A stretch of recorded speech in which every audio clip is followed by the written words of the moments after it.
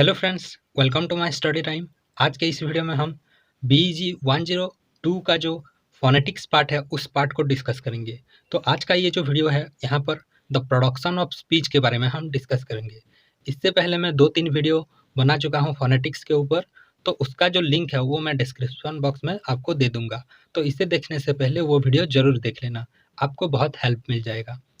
तो इस वीडियो में हम प्रोडक्शन ऑफ स्पीच यानी साउंड कैसे प्रोड्यूस होता है उसके बारे में डिस्कस करेंगे। तो ये जानना बहुत ज़रूरी है। जो इसका जो नेक्स्ट पार्ट आएगा उस पार्ट में हम फोनेटिकल ट्रांसक्रिप्शन कैसे किया जाता है उसे डिस्कस करेंगे। तो आइए आज का ये वीडियो शुरू करते हैं। वीडियो पसंद आए तो वीडियो को लाइक कर देना, शेयर कर देना and my study time YouTube channel को सब्सक्राइब कर लेना। तो यहाँ पर प्रोडक्शन ऑफ स्पीच जो है ये एक कॉम्प्लेक्स प्रोसेस है। तो सबसे पहले ब्रेन को एक लिंग्विस्टिक फॉर्म का मैसेज जाता है। तो ब्रेन जो है वहाँ पर सारा फंक्शन शुरू होता है। ब्रेन जो नर्व्स सेल के जरिए जो ऑर्गन्स होते हैं, स्पीच ऑर्गन्स होते हैं, वहाँ पर मैसेज पहुँच जाता है और वहाँ से एक लिंग्विस्टिक फॉर्म क्रिएट होता है। तो कॉन्सेप्ट जो होता है वो ब्रेन से शुरू होता है और ब्रेन के जरिए हमारे जो ऑर्गन्स हैं, स्पीच ऑर्गन है, वो प्रोड्यूस करते हैं। ब्रेन सिर्फ इंफॉर्मेशन देता है और जो ऑर्गन्स हैं, स्पीच ऑर्गन्स हैं, वो फंक्शन करते हैं। ठीक है। तो यहाँ पर जो ऑर्गन ऑफ स्पीच है तो इसका एक ड्राइंग यहाँ पर दिया गया है, ऑर्गन ऑफ स्पीच। ठीक है। तो यहाँ पर आप देख सकते हैं माउथ है, यहाँ पर ट्रैकिया है, लैरिंग्स है। तो ये ऑर्गन ऑफ स्पीच है। इनके जरिए जो स्पीच है ये प्रोड्यूस होता है। तो इसको डिटेल में समझते हैं। तो यहाँ पर ये जो ऑर्गन ऑफ स्पीच है, इस ऑर्गन को आप अच्छे से देखिए। तो यहाँ पर आप देख सकते हैं, यहाँ पर एक ऑर्गन्स है ट्रैकिया। ठीक है। तो ये जो ट्रैकिया है ये विंड पाइप के पाइप को यहाँ पर ट्रैकिया कहा जाता है। जो विंड पाइप लंग्स से हवा ऊपर ले आता है उसे हम ट्रैकिया कहते हैं। ठीक है। तो ट्रैकिया के ऊपर यहाँ पर और एक ऑर्गन्स है जिसे हम लैरिंग्स कहते हैं।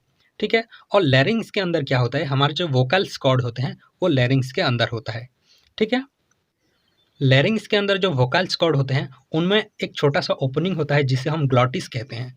तो इसके बारे में आगे भी पढ़ेंगे। तो वोकल्स कॉर्ड में जो गैप होते हैं उन्हें हम ग्लोटिस कहते हैं। और लंग्स से जो हवा आता है वो वोकल कॉर्ड के जरिए वहाँ पर जो वोकल्स कॉर्ड होते हैं वहाँ पर वाइब्रेट होता है और वहाँ पर एक साउंड क्रिएट होता है।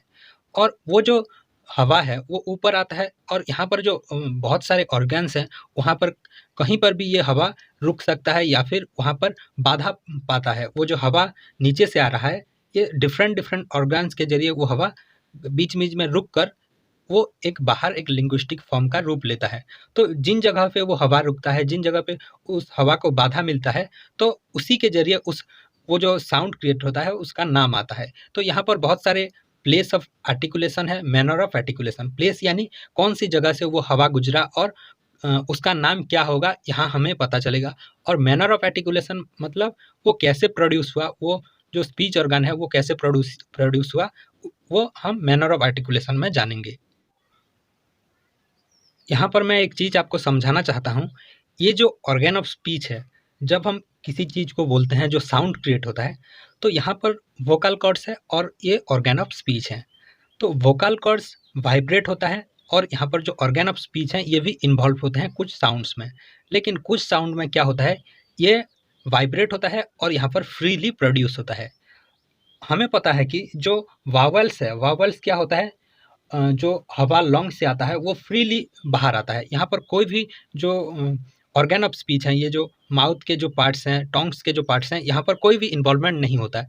वो फ्रीली फ्रिक्शनलेसली वो हवा बाहर आता है, तो उसे हम वावल कहते हैं। लेकिन कॉन्सोनेंट में क्या होता है, यहाँ पर लैरिंग्स का जो वोकल कॉर्ड है वो वाइब्रेट भी होता है और यहाँ पर जो ऑर्गन्स है इनका इन्वॉल्वमेंट भी होता है। ठीक है। तो आई होप ये जो वावल एंड कॉन्सोनेंट है इसका जो डिफरेंस आपको समझ में आ गया होगा। तो जो पहले वीडियो मैं बना चुका हूँ वो भी आप देख लेना, उसका लिंक डिस्क्रिप्शन बॉक्स में है। तो आगे देखेंगे हम प्लेस ऑफ आर्टिकुलेशन क्या है और मैनर ऑफ आर्टिकुलेशन क्या है। जब कभी भी साउंड प्रोड्यूस होता है तो क्या होता है, हमारा जो ऑर्गन ऑफ स्पीच है उसका मूवमेंट होता है। कहीं पर लिप का मूवमेंट होता है तो कहीं पर जो टोंग का मूवमेंट होता है और उस मूवमेंट के जरिए वहाँ पर हवा में एक फ्रिक्शन क्रिएट होता है। हवा और वो जो जिस ऑर्गन में वो बाधा मिलता है उसमें एक फ्रिक्शन क्रिएट होता है और साउंड प्रोड्यूस होता है। तो ये सब होता है कॉन्सोनेंट में, बहुत ऐसे वर्ड्स में जिसमें फ्रिक्शन क्रिएट होता है। तो जहाँ पर ये जो हवा रुकता है उसके नाम से ये बाइलेबियल हो गया, लेबियोडेंटल हो गया, ये नाम पड़ा है। ठीक है। तो इसको हम अब डिस्कस करेंगे। तो सबसे पहले यहाँ पर है बाइलेबियल, ठीक है। इसे हम कहते हैं ओष्ठ वर्ण, ठीक है। जो लिप्स में जो हवा आके फ्रिक्शन क्रिएट करता है तो उसे हम कहते हैं बाइलेबियल वर्ड्स, ठीक है। तो एक एक करके यहाँ पर जितने भी प्लेस ऑफ आर्टिकुलेशन है इसका डेफिनेशन भी लिख दूंगा और यहाँ पर इसे समझा भी दूंगा। तो बाइलेबियल का डेफिनेशन क्या है? द क्लोजर और narrowing is between the two lips, ठीक है। जैसे कि पी हो गया, बी हो गया, तो यहाँ पर जब इसे बोलते हैं हमारा जो लिप है वो दोनों टच करता है और क्लोज हो जाता है। तो बाइलेबियल में क्या होता है? लिप्स का क्लोजर होता है। तो इसका डेफिनेशन क्या होगा? द क्लोजर और narrowing is between the two lips, ठीक है। तो यहाँ पर बाइलेबियल इसका नाम हो गया। इसके बाद है लेबियोडेंटल। लेबियोडेंटल किसे कहेंगे हम? The narrowing is between the lower lip and the upper teeth. तो यहाँ पर ये जो लेबियोडेंटल हो गया, इससे क्या होता है? लोअर लिप यहाँ पर है और हमारा जो टीथ अपर टीथ है, ठीक है, उसके जरिए जो हवा यहाँ पर फ्रिक्शन क्रिएट, अपर टीथ यानी यहाँ पर और ये लोअर लिप, तो इनके जरिए जो हवा में बाधा क्रिएट होता है और साउंड प्रोड्यूस होता है उसे हम कहते हैं लेबियोडेंटल। ये सब जानना बहुत ज़रूरी है क्योंकि आगे जो आने वाला है फोनेटिकल ट्रांसक्रिप्शन, वहाँ पर हम क्या करेंगे, जो भी कॉन्सोनेंट साउंड्स हैं, जो भी वावल साउंड हैं, उनको डिवाइड करेंगे place of articulation, manner of articulation, यानी कि कौन सा वर्ड बाइलेबियल में आएगा, कौन सा साउंड लेबियोडेंटल में आएगा, इन सब में हम डिवाइड करेंगे और ग्रुप भी क्रिएट करेंगे। तो नेक्स्ट पार्ट जो आएगा वो फोनेटिकल ट्रांसक्रिप्शन के ऊपर होगा। उसके बाद है डेंटल यानी द क्लोजर और narrowing is between the teeth of the tongue and the upper teeth. तो यानी कि यहाँ पर डेंटल में क्या होता है? अपर टीथ एंड टोंग, इसके जरिए जो नैरोइंग क्रिएट होता है और साउंड प्रोड्यूस होता है उसे हम डेंटल कहते हैं। उसके बाद देखेंगे एल्वियोलार। एल्वियोलार में क्या होता है?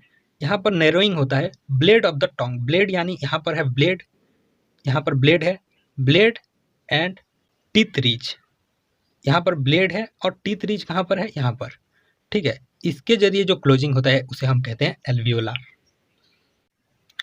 उसके आगे है प्लेटो एल्वियोलार।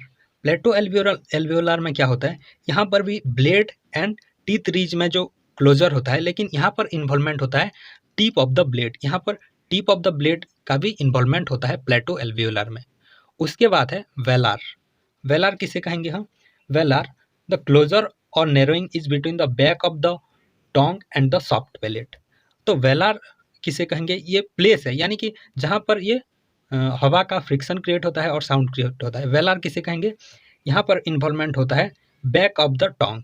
बैक कहाँ है? यहाँ पर बैक है और यहाँ पर जो हमारा सॉफ्ट पैलेट है, यानी कि जो बैक में यहाँ पर सॉफ्ट पैलेट है और यहाँ पर बैक ऑफ द टोंग है। तो यहाँ पर जो फ्रिक्शन क्रिएट होता है और स्पीच प्रोड्यूस होता है उसे कहते हैं वेलार। उसके बाद है ग्लोटल। ग्लोटल किसे कहेंगे? The narrowing is between the vocal cords. तो यहाँ पर वोकल कॉर्ड कहाँ पर है? लैरिंग्स के अंदर वोकल कॉर्ड होते हैं, यानी कि वोकल कॉर्ड में अगर नैरोइंग क्रिएट होता है और यहाँ पर फ्रिक्शन क्रिएट होकर जो साउंड प्रोड्यूस होता है उसे हम ग्लोटल कहेंगे। तो ये था place of articulation. Manner of articulation में सबसे पहले बात करेंगे हम प्लॉसिव के बारे में, ठीक है। तो इसका डेफिनेशन मैं वीडियो के एंड में दे दूंगा, आप चाहे तो उसे स्क्रीनशॉट ले सकते हैं, ठीक है। तो प्लॉसिव किसे कहते हैं? देखिए, जब ये स्पीच प्रोड्यूस होता है तो ये डिफरेंट ऑर्गन जो होते हैं वो उनका इन्वॉल्वमेंट होता है और वो बहुत सारे शेप लेते हैं, ठीक है। तो कहीं पर बीच में यहाँ पर जो लिप्स है कहीं बीच में बंद हो जाता है और साइड में खुलता है। जो टोंग है वो बीच में बंद हो जाता है और उसका जो साइड है वो नैरोइंग एक एयर पैसेज क्रिएट करता है, तो उसे हम कहते हैं जो मैनर ऑफ आर्टिकुलेशन। तो प्लॉसिव में क्या होता है? There is a complete closure of the air passage, the air is held off and then released with an explosion. तो यहाँ पर प्लॉसिव किसे कहेंगे? जहाँ पर कंप्लीट एयर को ब्लॉक कर दिया जाता है। तो लिप के जरिए हो या फिर टोंग के जरिए हो, जो एयर होता है वो कंप्लीटली ब्लॉक हो जाता है और उसके बाद धड़ाक से वो बाहर आ जाता है। जैसे कि हम बी जब हम कहते हैं तो क्या होता है? जो लिप है वो कंप्लीटली बंद हो जाता है और यहाँ पर क्या होता है? जब बंद हो जाता है, जो हवा आता है वो एकदम से यहाँ पर लिप में रुक जाता है और उसके जरिए फिर फटाक से वो बाहर आ जाता है, ठीक है। जैसे आप भी इसे ट्राई करिए, बी जब कहते हैं ये लिप दोनों बंद हो गया, फिर यहाँ पर हवा आया और वो हवा यहाँ पर थोड़ी देर के लिए रुका और सडन वो बाहर आ गया, तो उसे कहेंगे हम प्लोसिव। नेक्स्ट जो हमारा है वो है एफ्रिकेट। तो प्लोसिव में क्या हो रहा था, हवा रुक गया था और एकदम से वो बाहर आ गया था। लेकिन एफ्रिकेट में क्या होता है, हवा रुकता है और धीरे धीरे वो बाहर आता है, तो उसे हम कहेंगे affricate. There is a complete closure of the air passage and then the air is released slowly with friction. तो यहाँ पर जो एयर है वो धीरे धीरे बाहर आता है और फ्रिक्शन के साथ बाहर आता है। नेक्स्ट है नासाल। नासाल में क्या होता है, there is a complete closure of the air passage in the mouth, but the soft palate is lowered to let the air come out through the nose।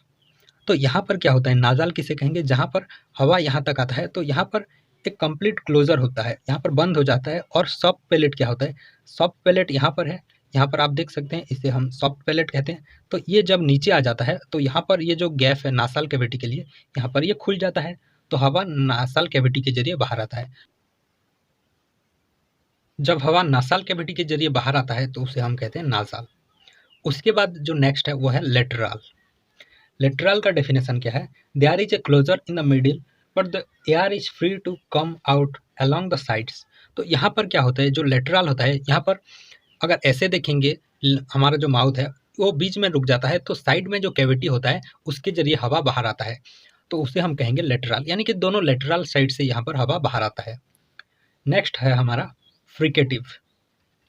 Fricative में क्या होता है, there is a narrow passage for the air to pass through, so there is audible friction. तो यहाँ पर जो passage है, यहाँ पर दोनों पैसेज यहाँ पर क्लोज हो जाता है और एक नैरो पैसेज होता है, तो इसीलिए यहाँ पर फ्रिक्शन होता है, तो उसे हम कहते हैं फ्रिकेटिव। और जो लास्ट है हमारा वो है approximant. There is less narrow opening between articulator so that the sound can pass relatively free without any friction। तो यहाँ पर क्या होता है, अप्रोक्सीमेंट में क्या होता है, लेस नैरो पैसेज होता है, यानी कि यहाँ पर जो नैरोइंग है आर्टिकुलेटर, यानी ये जो ऑर्गन्स इन्वॉल्व होते हैं इन्हें आर्टिकुलेटर्स कहा जाता है।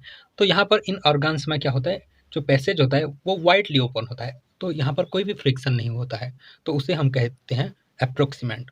तो इनका जो डेफिनेशन है वो वीडियो में लगा दूंगा, आप उससे स्क्रीनशॉट ले लेना या फिर लिख भी लेना। तो ये था आज का वीडियो। तो यहाँ पर हमने डिस्कस किया the production of speech and organ of speech के बारे में। इसका जो नेक्स्ट वीडियो आएगा वहाँ पर हम डिस्कस करेंगे द फोनेटिकल ट्रांसक्रिप्शन, ठीक है। और वहाँ पर हम जानेंगे कौन सा जो ट्रांसक्रिप्शन है वो बाइलेबियल में आएगा, कौन सा लेबियोडेंटल में आएगा, तो उनका जो डिवाइड है, ग्रुप है, वो भी हम उस वीडियो में देखेंगे। तो आई होप ये वीडियो आपको अच्छा लगा होगा। तो वीडियो पसंद आए तो वीडियो को लाइक कर दीजिए, शेयर कर दीजिए and my study time YouTube channel को सब्सक्राइब कर लीजिए। Thank you.